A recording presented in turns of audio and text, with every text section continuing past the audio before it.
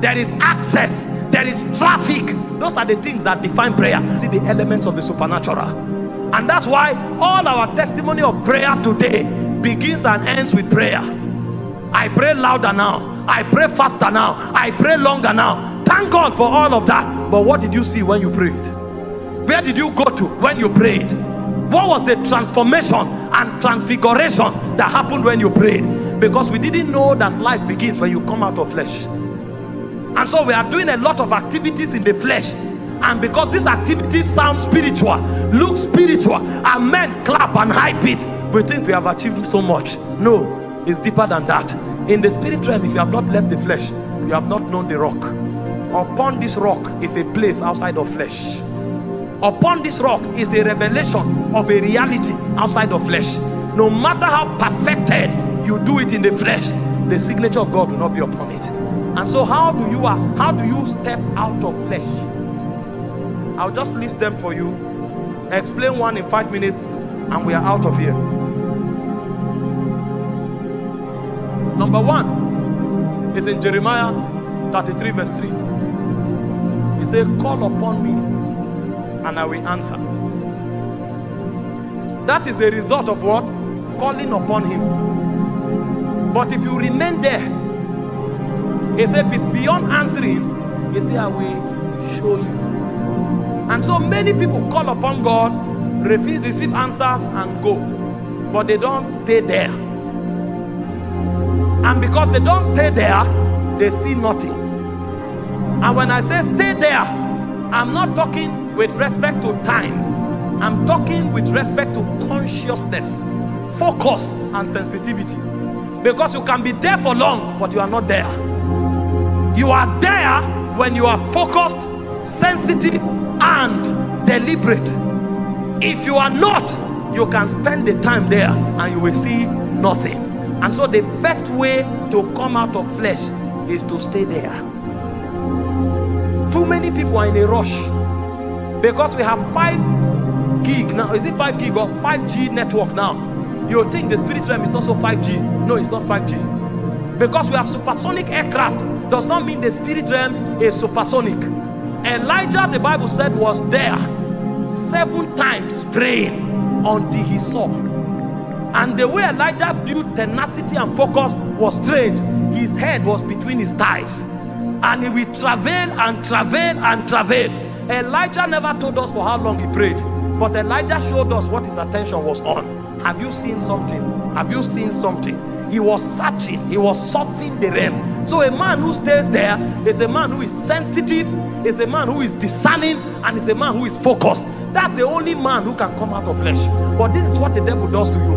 The devil shoots arrows of distraction into your spirit. Hope you saw when God's servant was talking. What a rich message. You go on Facebook, he said the internet was designed for entertainment. And so if you are not careful, if you dwell there, you will end up entertained. You may see one clip of 5 minutes and press it and say, my God, I was charged today on Facebook. But you press something for 5 minutes, whereas you watch pictures and careless things for 4 hours. Do you think that thing you saw left when you took your eyes away? It didn't go. They became baggages in your soul. And so the more you see the internet, the more you will live in the realm of the internet. But if you want to come out of flesh, you will shut everything out and shut everything into God, in focus, in tenacity, in sensitivity, until God shows you something. And if you continue like that for a while, something will happen. The cord of your soul will be loosed and your spirit will come out in order to have fellowship with God. Your spirit, God decided to secure your spirit as your innermost being. The only time God will allow that security system to breach so that your spirit will come out is when God sees that all your focus, all your sensitivity, and all your action is towards him. At that point, there is a guarantee that you will not be corrupt. And so what God will do is that he will lose the cord of your soul. Your mind will give way, your emotion will give way, and your will will give way, and your spirit will come out to interact in the realm of God. That's when sounds will begin to come. That's when light will begin to come. But if you just call upon the name of the Lord, receive answer and run away, you will receive your answer, but you will live in the flesh. Because there is a way to decimate the flesh, is to keep the flesh in the presence. If you keep the flesh there for a long time, the spirit will have no choice but to come out. And when your spirit come out, the realities of the realm are open to you. That's when you can begin to write the story of your destiny. Everything you write outside that is a joke, because Moses was there. Moses wanted to kill the Israelites with stick. Do you know the power of Pharaoh? Do you know the authority of Pharaoh? Do you know the vengeance of Pharaoh? When Pharaoh showed up, he ran for his life. But when he ran, he discovered that the flesh profited nothing. That was when Moses found the way to Horeb. And in Horeb, Moses will go to the back side of the wilderness. And he was there. The moment there was a traffic in the spirit, he picked it. Because at this time, every baggage of Egypt, he had dropped it. If you still carry those things you touched in Facebook to the prayer altar, when you call God, he will answer. But until those baggages leave, you can't see. If you carry the baggage from your relationship to the prayer altar, if you call God in faith, he will answer. But until those baggages leave, your spirit can't transit. And so after God answers you, the journey of waiting continues. And waiting is not time bound, it's focus bound, it's sensitivity bound, it's discernment bound. And if you stay there for a while, when you start seeing, your spirit will be educated of the portal that lead to the spirit realm. So the first way to traffic out of flesh is to wait. Too many people have no capacity of waiting. They can be in the prayer room for 10 hours. I assure you, they are distracted for 10 hours. He's praying and doing like this. When they turn the camera and hear him, Ibaba, because he knows they are streaming the prayer on Facebook. What a spiritual way to be in the flesh.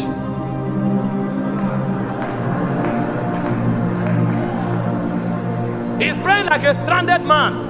But the moment they bring camera, that's a man of flesh. Ask him what is God saying, he doesn't know. Ask him where he's going to, he doesn't know. And he brags in prayer. You are a Pharisee. You want to come out? You must build sensitivity. You must build focus. And you must build discernment. You will stay there until the elements of your spirit man is awoken. That's where your reality is born. You will never come out of flesh. Listen, you don't come out of flesh from a Bible school. You come out of flesh when you wait in the presence.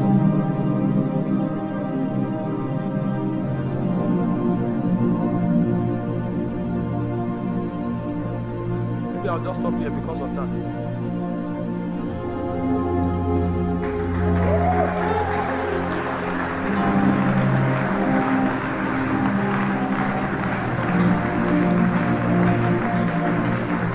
Let me explain something. The Bible said you were dangerously, terribly, scaringly, and wonderfully made. You know what it means? When you were made, nobody was there. He said, before you were formed in your mother's womb, he said, I knew you. So the person who was describing the action when you were made was not a man. God was the one talking. The person who said you were dangerously and wonderfully made, God was the one saying it. That means when God made you, you fascinated him to a point that he almost looked as if you will rise up one day to dethrone him. Hope you know when he made man, he said, let us make man in our own image. That means you'll be wrong 1,000 times if you say a man resembles anything apart from God. Anything, be it another man, anything you say a man looks like, you are wrong. The only thing the ideal man looks like is God in his glory. That's why John came and said, as he is, so are we.